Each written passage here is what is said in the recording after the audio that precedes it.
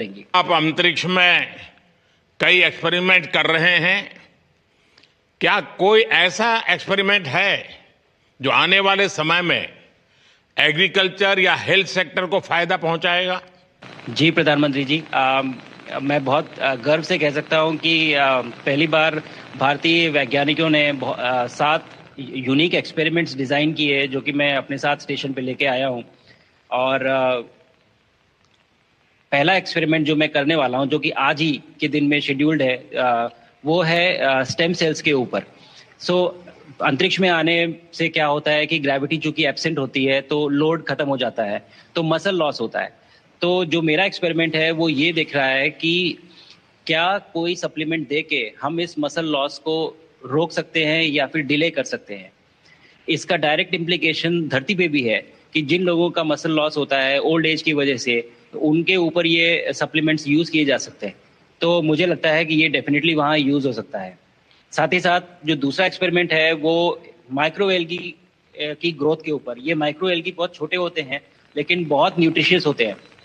तो अगर हम इनकी ग्रोथ देख सकते हैं यहाँ पे और ऐसा प्रोसेस इजाद करें कि ये ज़्यादा तादाद में हम इन्हें उगा सकें और न्यूट्रिशन हम प्रोवाइड कर सकें, तो कहीं ना कहीं ये फूड सिक्योरिटी के लिए भी बहुत काम आएगा धरती के ऊपर।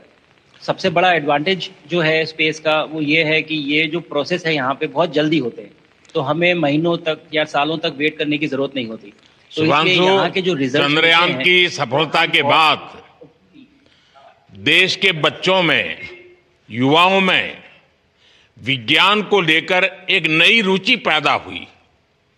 अंतरिक्ष को एक्सप्लोर करने का जज्बा बढ़ा।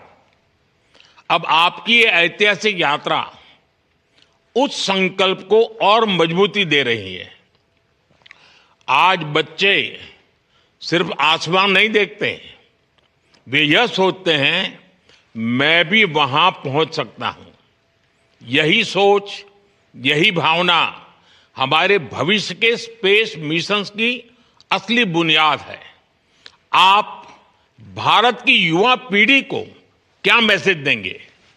प्रधानमंत्री जी, अगर मैं अपने युवाओं पीढ़ी को आज कोई मैसेज देना चाहूँगा तो पहले ये बताऊँगा कि भारत जिस दिशा में जा रहा है, हमने बहुत बोल्ड और बहुत ऊंचे सपने देखे हैं और उन सपनों को पूरा करने के लिए हमें आप सबकी ज़रूरत है।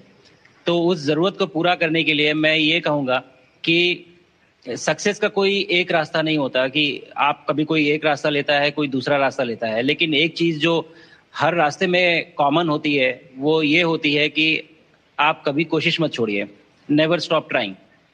अगर आपने ये मूल मंत्र अपना लिया कि आप किसी भी रास्ते पे हो, कहीं पे भी हो, लेकिन आप कभी गिव अप नहीं करेंगे, तो सक्सेस चाहे आज आए या कल आए पर आएगी जरूर। मुझे पक्का विश्वास है कि आपकी ये बातें देश के युवाओं को बहुत ही अच्छी लगेगी।